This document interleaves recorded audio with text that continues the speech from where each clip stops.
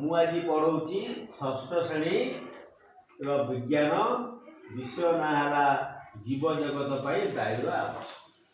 ଯେମିତି ଆମର ସ୍ଥଳ ଭାଗ କାଲି ପଢ଼େଇଥିଲି, ଜଳ ଭାଗରେ ମାଛଟି ଯେମିତି ଶ୍ୱାସକ୍ରିୟା କରୁଛି ନା ନାଇଁ, ସେମିତି ଆମର ଜଳ ଭାଗରେ କାଲି ପଢ଼େଇଥିଲି, ଆଜି ସ୍ଥଳ ଭାଗରେ ଗଛ କେମିତି ଶ୍ୱାସକ୍ରିୟା କରି ବଞ୍ଚୁଛି ମୁଁ ସେଇ ବିଷୟରେ ପଢ଼ୁଛି। ଆମର ଆମ୍ବ, ଜାମୁ, ବର ଏ ଗଛ ସବୁ ପତ୍ର ଭାଗରେ ଅଧିକ ଷ୍ଟୋମ୍ ଥାଏ। ଷ୍ଟୋମ୍ ଦ୍ୱାରା ସେମାନେ କ'ଣ କରନ୍ତି ନା ଅକ୍ସିଜେନ୍ ଆମର ଯେଉଁ ବାୟୁମଣ୍ଡଳରୁ ଅମ୍ଳଜାନ ନିଅନ୍ତି, ଅଙ୍ଗାରକାମ୍ଳ ଛାଡ଼ନ୍ତି। ସେମିତି କ'ଣ କରନ୍ତି କେତେକ ଗଛ ଅଛନ୍ତି ହେଲା, ସେ ଗଛ ଉପରେ ବଞ୍ଚନ୍ତି ହେଲା, ସେମାନଙ୍କ ମୂଳ ନାହିଁ, ନିର୍ମୂଳି ନଟା। ଯେମିତି ଆମର ଗୋଟେ ଲେଖା ଅଛି ଓଳିଶମାରୀ, ଆଉ ଗୋଟେ ଅର୍କିଡ୍, ବୁଝିପାରୁଛ?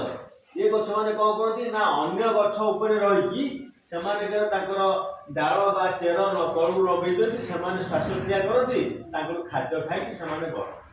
ବୁଝିପାରୁଛ ନା ମୋ କଥା? ଇଏ ଗୋଟେ ହେଲା ଅର୍କିଡ୍, ସେଇ ଟାଇପ୍ର, ବୁଝିପାରୁଛ?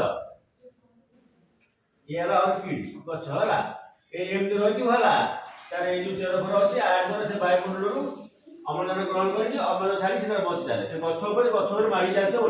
ନିର୍ମୂଳଟା ଦେଖିଛ ଯେମିତି ଆମର କେମିତି ଶାଗୁଆ ନଟା ବାଗିଆ, ତାର ମୂଳ ନଥିବ ନା ନାଇଁ, ତା ମୂଳ ଖୋଜିବ ମିଳିବ ନାହିଁ, କିନ୍ତୁ ସବୁଠୁ ଲମ୍ବା ଜିଆ ବାଗିଆ ଗୋଟେ ଗଛରେ ଲାଗି ପୁରା ଗଛଟାକୁ ପୁରା ସେ ଗଛଟା ଚିହ୍ନି ହବନି, ଖାଲି ଦେଖିବ ସରୁ ସରୁ ତାର ବାଗିଆ ତା ଉପରେ ବଧା ହେଇଥିବ ନା ନାଇଁ, ଦେଖିନ?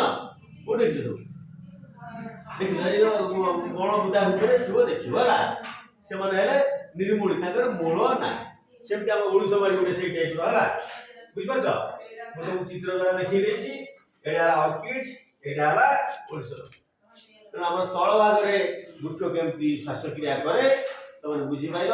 ଆଉ ଉପର କ୍ଲାସକୁ ଗଲେ ଆଉ ଅଧିକା କରି ସବୁ ଜାଣିପାରିବ। ଆଜି ରହିଲା।